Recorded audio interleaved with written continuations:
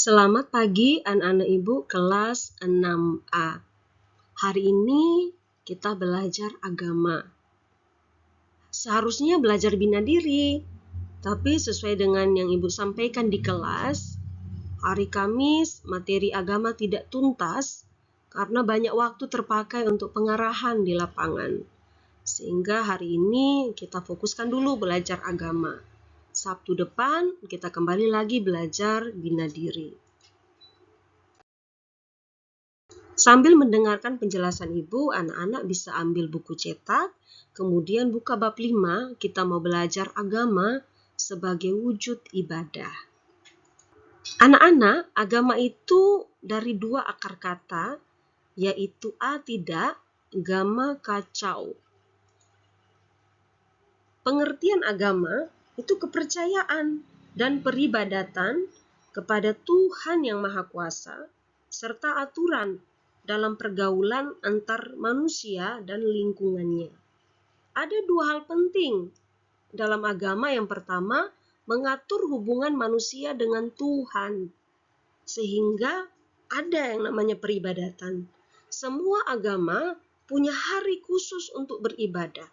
Ini untuk menjalin hubungan yang dekat dengan Tuhan.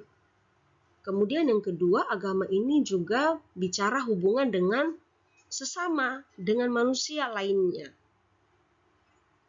Sehingga di dalam agama itu mengajarkan untuk melakukan kebaikan.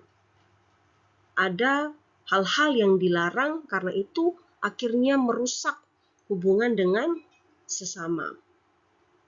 Jadi seharusnya orang yang beragama, dia punya hubungan baik dengan Tuhan, dan hubungan dengan sesama pun akan baik, harmonis, rukun, damai, sekalipun berbeda agama, berbeda suku. Ada beberapa pola kepercayaan mungkin asing untuk anak-anak. Ini ada di buku cetak anak-anak. Ada istilah panteisme, yang berarti itu kepercayaan kepada alam semesta ini. Dinamisme, percaya kepada petir, laut. Anak-anak pernah dengar Ratu Pantai Selatan, Nyi Roro Kidul. Orang percaya orang di sekitar itu percaya kalau datang ke Pantai Selatan itu tidak boleh memakai baju hijau. Kalau pakai nanti bisa hilang. Nah, itu kepercayaan mereka yang harus kita hargai. Bahwa Pantai Selatan itu ada penghuninya, sehingga ada aturan yang harus dipatuhi. Animisme itu percaya kepada batu, ada penghuninya, disembah. Di buku cetak anak-anak ada contoh Memphis. Kemudian percaya pohon, orang berikan sesajen, tidak boleh ditebang pohon itu. Ada orang datang bertapa di pohon itu karena percaya ada penghuninya. Kalau politeisme itu percaya kepada banyak dewa. Ada dewa matahari, dewa Zeus, dan sebagainya. Tuhan mau tunjukkan pola kepercayaan yang benar dengan cara Tuhan Allah itu panggil Abram, yang sekarang kita sebut Abraham. Panggil dia dari kampung halamannya Ur-Kasdim.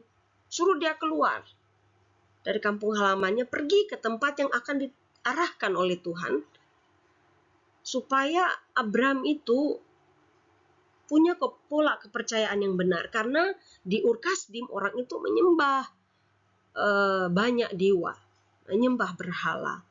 Sehingga Tuhan mau kasih tunjuk Abraham yang benar itu percaya kepada satu Tuhan. Sehingga di Israel ada pengakuan iman, namanya Shema Israel, percaya bahwa Tuhan itu satu. Dengarlah hai Israel, Tuhan itu Allah kita, Tuhan itu Esa. Itu ada di kitab Taurat Ulangan. Abraham sendiri itu bapak leluhur orang Israel.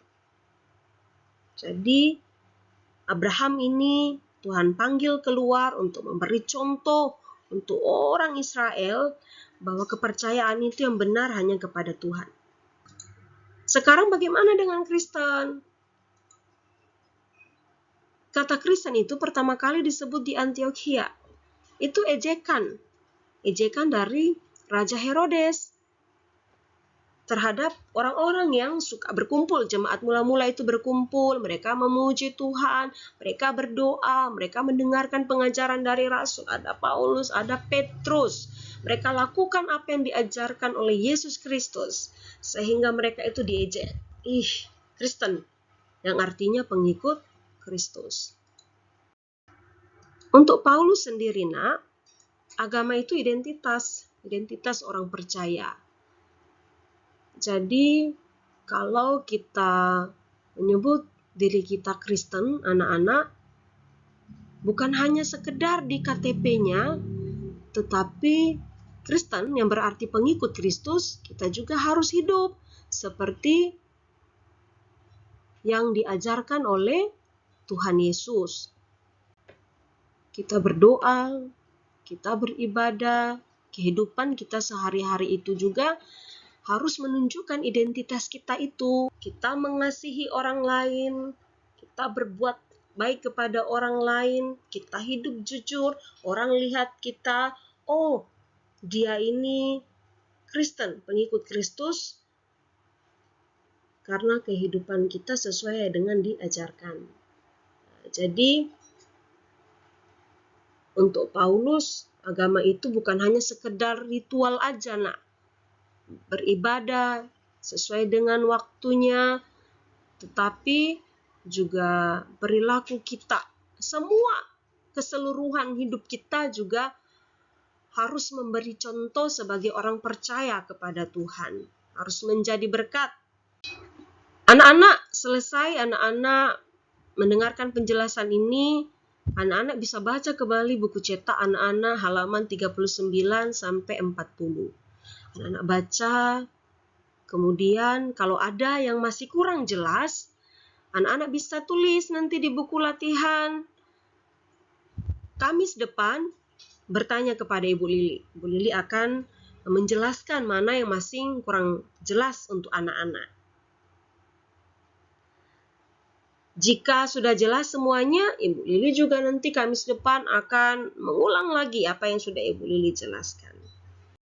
Anak-anak Ibu tetap semangat untuk belajar di rumah, tetap antusias, dan Tuhan memberkati anak-anak. Sampai bertemu di sekolah.